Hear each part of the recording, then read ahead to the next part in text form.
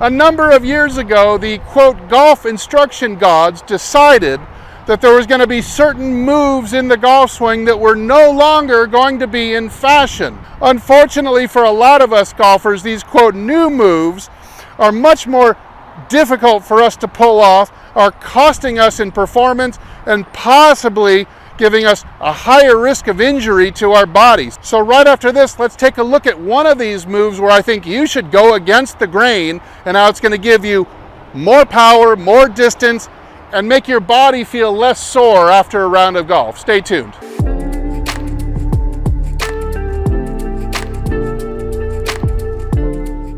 Hey, this is Steve with HitItLonger.com. If you get some value out of this video, I hope you'll consider hitting like and subscribe and sharing this with some other golfer that you know that you want to see get better. All right, today we're looking at the action of the knees in the backswing. And so what used to be kosher, if you were to look at somebody like a Sam Snead, wow, what a absolutely beautiful, fluid, long golf swing that was in the old school way of doing things.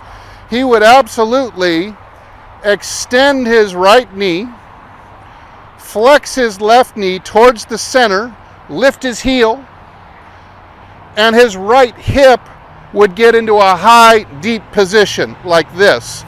A couple of decades ago, the golf instruction gods decided that you were going to keep your right knee flexed, and if you didn't, you could never play.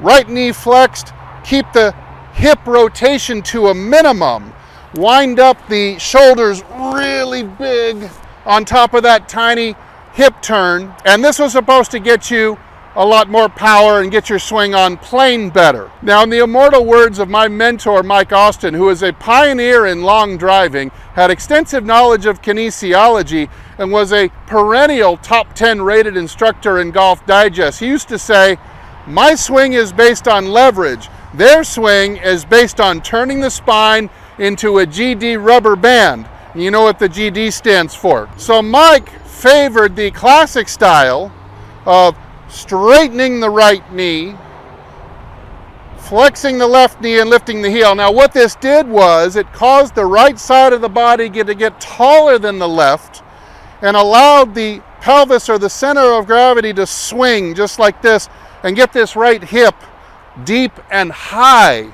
Now this allowed somebody like a Sam Snead and other people like Nicholas to raise their center of mass so they could crash down as they started the downswing and produce the ground forces that gave them all that power. But now, and you can do this at home, try locking this knee into flexion as you try to wind up to 100 degrees of shoulder turn, and it's not only is it really hard to do, but you'll start to be able to illuminate or pick out this spot right about here in my spine that starts to feel very strange.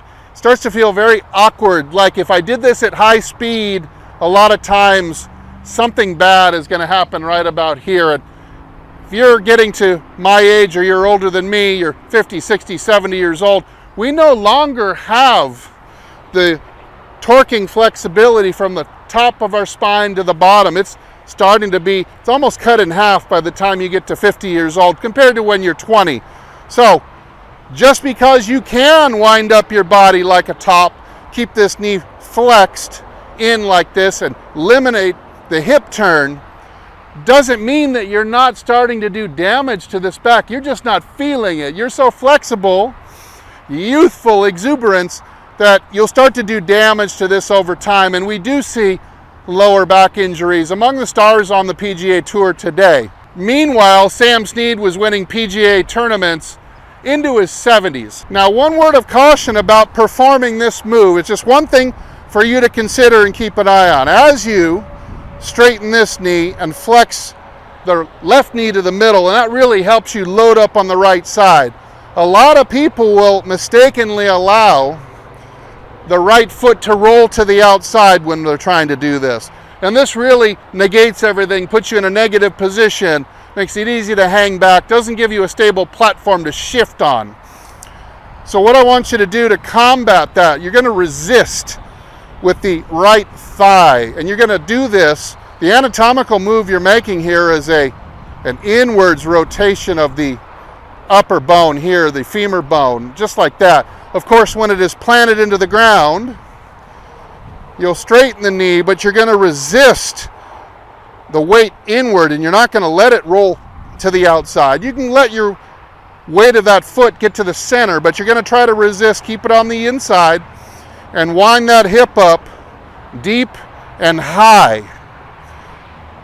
Let this heel come off the ground, and it's going to make you able to make a huge turn in a nice long backswing without putting the strain on the lumbar spine and its discs.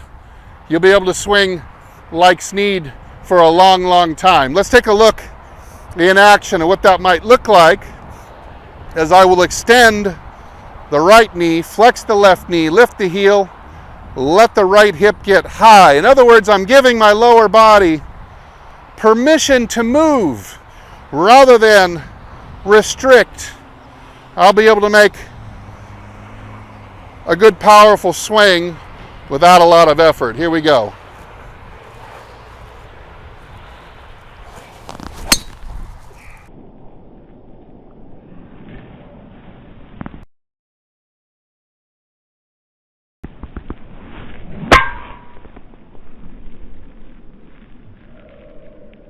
And that's about the easiest 300-yard drive that you'll ever see.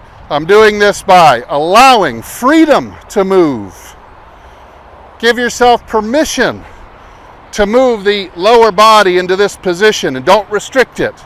But remember to resist inwards with this twist of this femur so you can keep that weight solidly on the right foot in position to explode over to the left. This motion and some others are no longer accepted as the tour model. However, they're going to help extend your golf career and help you hitting it long and straight for a long time to come. So I hope you'll give it a try. Hey, thanks so much for watching. I'm Steve. Head over to my website, hititlonger.com, for more videos and articles that will help improve your golf swing. And if I don't see you in the next video, I hope I see you longer and straighter down the fairway. Everybody take good care.